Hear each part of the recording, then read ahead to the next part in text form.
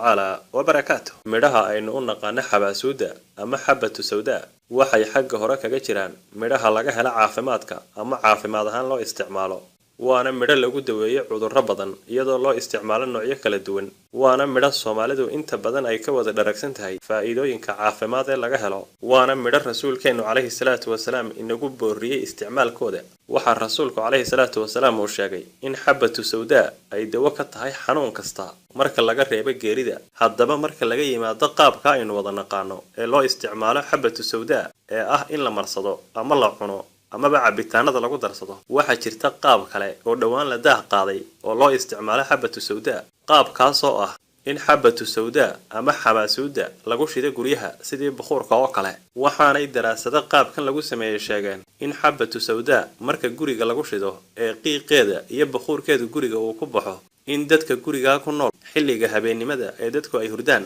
ay u leedahay faa'iidooyinkan waxay hoos u dhigtaa daalkii maalinimo ee qofku uu dareemayay iyadoo qofkana ka caawiso inuu ku seexdo maskax degan waxay sidoo kale u fiican tahay dawana u tahay dadka markay hurdaan neeftu ay qabato waxay sidoo kale meesha ka saartaa hargabka haddii qofku uu seexdo qol lagu qiijiyo xabatu sawdaa sidoo kale waxay dawo ka tahay madax xanuunka joogtada waxay sidoo kale wanaajisaa guriga lagu qiijiyay urtiisa sidoo kale waxay meesha ka saartaa bakteeriyada aanay ishu qaban ee guriga ku dhex nool waxay sidoo kale ka eridaa guriga xasharaadka ku nool guryaha sida caarada yaryar iyo wixii la mid ah waxay sidoo kale dawo u tahay dadka qaba xasaasiyadda laabta dadka qaarkoodna waxay aaminsan yihiin in marka xabatu sawdaa lagu qiijiyo guriga inay gurigaas ka erida jinka sidoo kalena ay ka furto sixirka haddii sixir lagu sameeyay gurigaas ilaahay subxaanahu wa ta'ala sida saxda ah ayna waafajiyo aad baad u mahadsantihiin wassalaamu calaykum waraxmatullaahi